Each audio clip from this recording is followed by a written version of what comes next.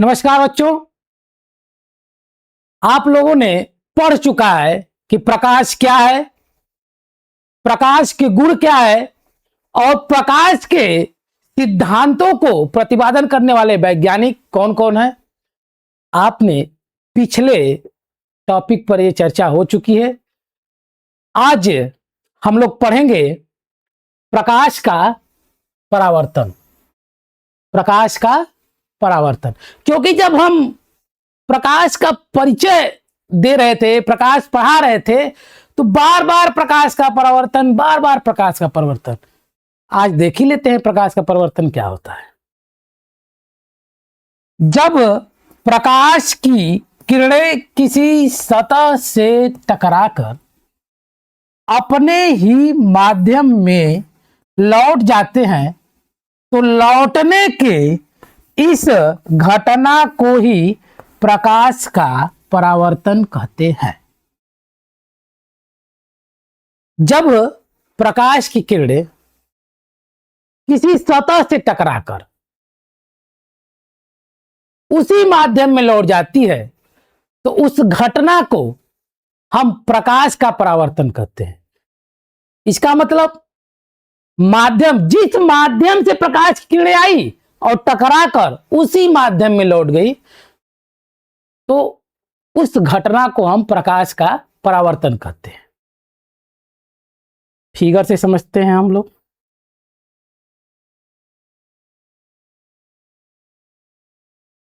देखिए बच्चों, ये प्रकाश की किरण है। M1 M2 आपका एक दर्पण है। ये प्रकाश की किरण आई और किसी बिंदु से टकरा के एंगल बनाते हुए, कोण बनाते हुए वापस उसी माध्यम में लौट जाती है। तो हम देख लेते हैं, ये ए है, ए बी जो है वो आपतित किरण है।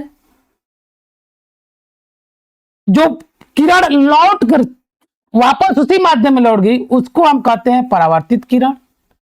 ये है आपतन कोण और इस एंगल को हम परावर्तन कोण कहते हैं। M1 M2 एक दर्पण है जो सतह का काम कर रहा है। ये आपतित किरण है और जो लौट कर वापस उसी माध्यम चली गई, उसे हम परावर्तित किरण कहते हैं। आपतन कोण, परावर्तन कोण, और ये बीच में आपका अभिलंब है। इन शब्दों को हम एक एक करके पढ़ेंगे। आपतित किरण क्या होती है देख लेते हैं। स्रोत से आने वाली किरण को आपतित किरण कहते हैं। जो स्रोत से आई किरण किसी बिंदु पर टकराई, आपतित हुई, उसको हम आपतित किरण कहते हैं। इंग्लिश में कहते हैं इंसिडेंट रे। स्रोत से आने वाली किरण को आपतित किरण कहते हैं।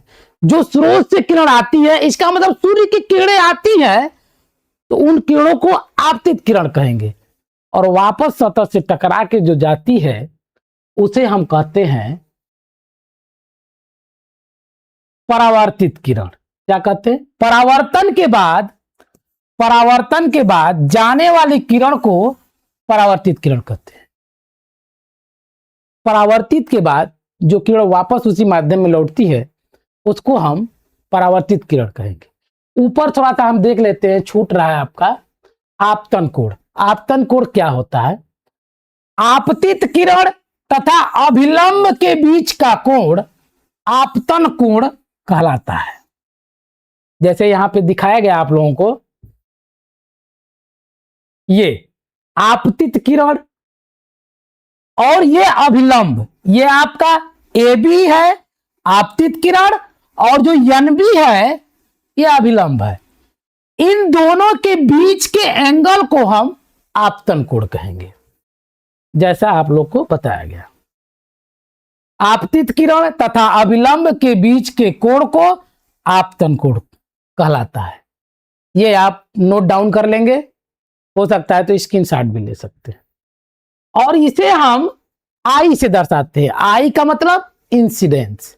आई का मतलब इंसिडेंस।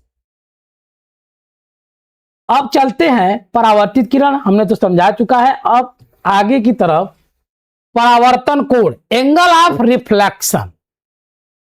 परावर्तित किरण तथा अभिलंब के बीच का कोण परावर्तन कोण कहलाता है। इसे एंगल आर से दर्शाते हैं। Reflection of angle, reflection of angle को हम स्मॉल आर से दर्शाते हैं। एक बचा है आपका अभिलंब। अभिलंब क्या होता है थोड़ा सा देख लेते हैं।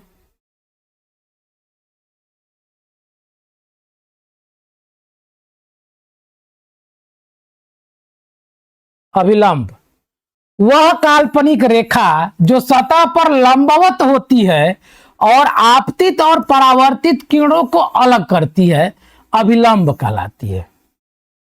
वह काल्पनिक रेखा जो सतह पर लंबवत होती है और आपतित और परावर्तित किरणों को अलग करती है। जैसा कि हम ऊपर फिगर में देख रहे हैं, एक बार हम आपको फिर से दिखा दे रहे हैं अभिलंब क्या होता है। यहां पे फिगर में देखिए, ये आपको आपतित किरण है और ये परावर्तित किरण है। ये आपका यन और बी क्या है, अभिलंब है। ये दोनों किरणों को क्या कर रही है, अलग कर रही है। इसी को हम अभिलंब कहेंगे। आगे की तरफ बढ़ते हैं हम।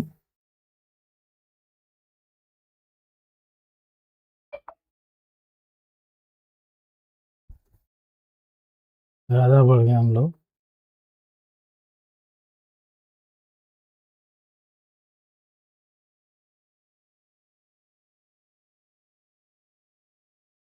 आगे चलते हैं, परावर्तन के नियम देखते हैं हम लोग।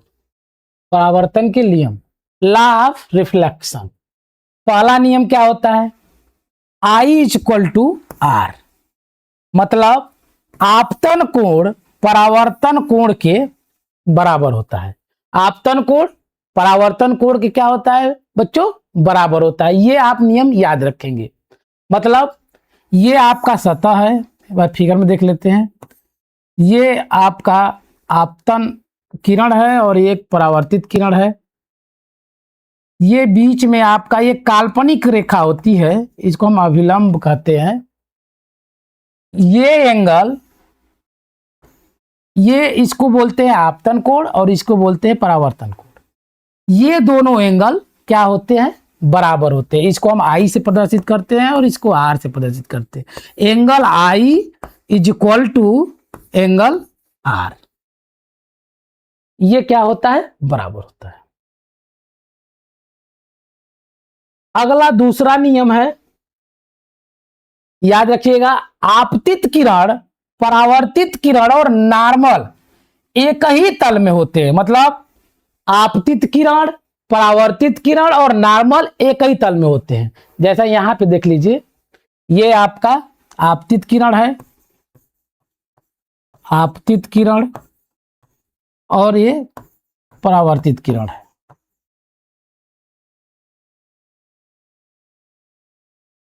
ये आपका परावर्तित किरण है ये, और आपका अभिलंब ये क्या है, एक ही दिशा में है आपका, मतलब एक ही तल में। ये आपका तल है, सतह है, और देख रहे हैं एक ही तल में है। आपतित किरण, अभिलंब और परावर्तित किरण एक ही तल में होगा। आगे की तरफ चलते हैं। परावर्तन दो प्रकार के होते हैं, हम लोग देखेंगे। एक होता है नियमित परावर्तन, जिसको अंग्रेजी में बोलते हैं रेगुलर रिफ्लेक्शन। परिभाषा देख लेते हैं। जब प्रकाश की किरणें चिकनी सतह से टकराकर समानांतर दिशा में वापस लौटती हैं तो उसे हम नियमित परावर्तन कहते हैं। विशेषताएं होती है, सतह चिकनी होती है, परावर्तित किरणें समानांतर होती हैं, अस्पष्ट प्रतिबिंब बनता है। यदि आपका सतह चिकना होगा तो ज्यादा से ज्यादा किरणें परावर्तित होंगी और जो प्रतिबिंब बनेगा वो एकदम अस्पष्ट बनेगा, धुंधला नहीं दिखाई देगा।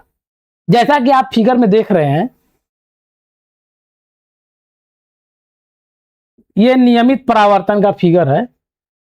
ये जितने भी परावर्तित किरणें हैं ये आपस में समानांतर होंगी और परावर्तित किरणें भी आपस में क्या होंगी, समानांतर होंगी। तो इस परावर्तन को हम नियमित परावर्तन कहेंगे। और इसमें रिजल्ट क्या आएगा, इसमें जो प्रतिबिंब बनेगा वो एकदम स्पष्ट दिखाई देगा, एकदम स्पष्ट, नियमित परावर्तन। आगे की तरफ चलते हैं। एक आपका मोटिवेशनल लाइन है, इसको थोड़ा सा पढ़ देते हैं।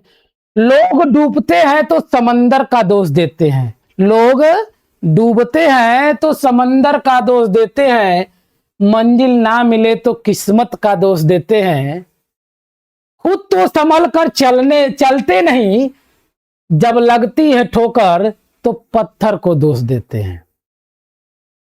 जमाना क्या कहेगा ये मत सोचो, क्योंकि जमाना बहुत अजीब है, नाकामयाब लोगों का मजाक उड़ाता है और कामयाब लोगों से जलता है। अगर लोग सिर्फ समझाने से समझते तो बांसुरी बजाने वाला कभी महाभारत नहीं होने देता। ये एकदम सच्चाई है बच्चों कि अगर लोग सक्सेस होते हैं, सफल होते हैं, तो लोग जलते हैं, और नाकामयाब होते हैं तो उसको बेकार समझते हैं। इसलिए जमाना को नहीं देखना है, सिर्फ अपना काम करते रहना है और लक्ष्य को पा जाना है। यदि बच्चों आपको यदि बेहतर अंक पाना है तो हमारे साथ आपको मेहनत करना पड़ेगा, बहुत ज्यादा करना पड़ेगा। इसलिए आगे चलते हैं अनियमित परावर्तन पर, जिसको बोलते हैं इरेगुलर रिफ्लेक्शन। परिभाषा देख लीजिए, जब प्रकाश की किरणें खुरदुरी सतह से टकराकर अलग अलग दिशाओं में फैल जाती है तो उसे अनियमित परावर्तन कहते हैं। ये सतह जो होगा बच्चों, ये आपका क्या होगा, खुरदुरी होगा, मतलब उबड़ खाबड़, जिसको बोलते हैं उबड़ खाबड़। ये सतह क्या होगा, उबड़ खाबड़ होगा। हम नियमित में क्या होते हैं, एकदम समतल होगा, चिकना होगा,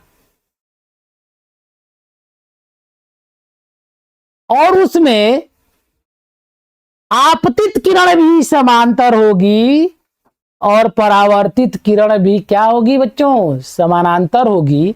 तो उसे हम नियमित परावर्तन कहते थे, रेगुलर रिफ्लेक्शन बोलते। लेकिन अनियमित परावर्तन में जो सतह होगी वो खुरदुरी होगी, मतलब उबड़ खाबड़ होगी। अब ये किरणें जो भी होंगी ये परावर्तित होंगी, परावर्तित होने के बाद ये समानांतर नहीं होगी। और इसमें क्या होगा, विशेषताएं क्या होगी, सतह खुरदुरी होती है, किरणें बिखर जाती हैं, अस्पष्ट प्रतिबिंब नहीं बनता है।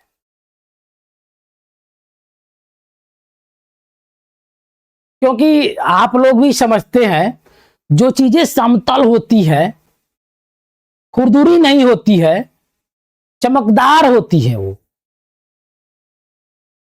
क्योंकि बच्चों आप देखते हैं कि ब्यूटी पार्लर में लोग जाते हैं तो क्या करते हैं, ये जितनी भी खुरदुरी चीजें हैं ना उसको समतल करते हैं, ताकि क्या हो, लोग एकदम चमक धमक में दिखाई दे, अच्छा दिखाई दे। इसका मतलब कि जो भी प्रकाश आए वो ज्यादा से ज्यादा रिफ्लेक्ट करे, तभी चीजें चमकेंगी। तो हम परावर्तन दो देखे, एक देखे नियमित और एक देखे अनियमित परावर्तन। ये फिगर आप लोग देख रहे हैं अनियमित परावर्तन का।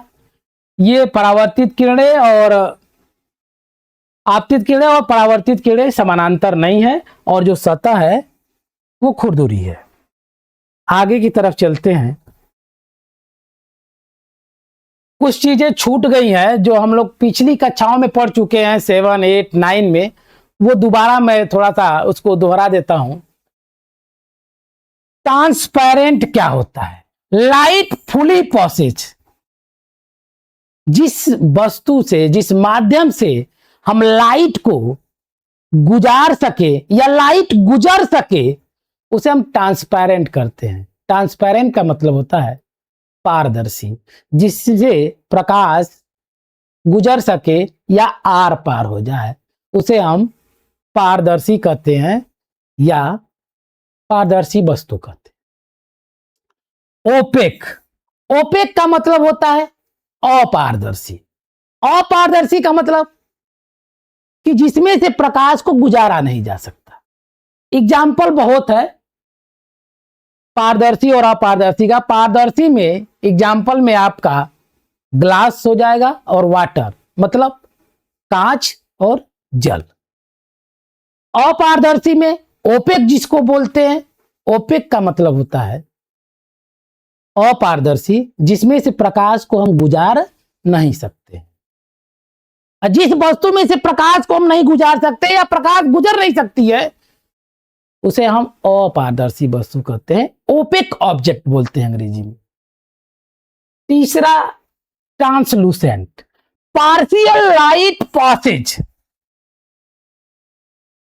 पार्शियल लाइट, आधा अधूरा प्रकाश उसमें से गुजरता है, उसे हम पार्शियल लाइट बोलते हैं, उसे हम बोलते हैं ट्रांसलूसेंट। जैसे कोई ऑयली पेपर हो, उसे हम ट्रांसलूसेंट ऑब्जेक्ट बोलते हैं। ल्यूमिनस समझ लेते हैं, गिव्स इट्स ओन लाइट, जिसमें प्रकाश हो और स्वयं प्रकाश उत्पन्न करता हो, उसे ल्यूमिनस ऑब्जेक्ट बोलते हैं। जो स्वयं प्रकाश को उत्पन्न करता है, प्रकाशित होता है, उसे हम ल्यूमिनस ऑब्जेक्ट बोलते हैं। सूर्य है, लैंप है, मोमबत्ती है। इल्यूमिनस या इल्यूमिनेटेड, रिफ्लेक्टेड लाइट,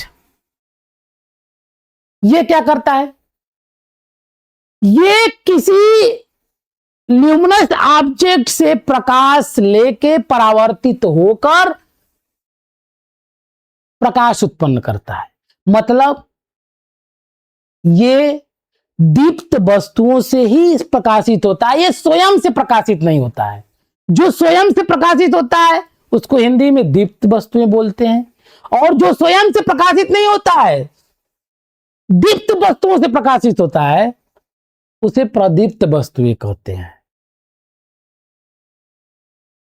आज के इस टॉपिक में हम लोगों ने प्रकाश का परावर्तन पढ़ा। प्रकाश के परावर्तन कितने प्रकार के होते हैं और कुछ इंपॉर्टेंट टॉपिक है हम लोगों ने पढ़ा। बच्चों, यदि आपको ये प्रकाश का परावर्तन आपको समझ में आया होगा, मैं आशा करता हूं कि आपको समझ में आया होगा, तो समझ में आया होगा तो आप लाइक करिएगा, कमेंट करिएगा, और गुजारिश करता हूं कि शेयर भी करिएगा। बहुत बहुत धन्यवाद। बंद करो।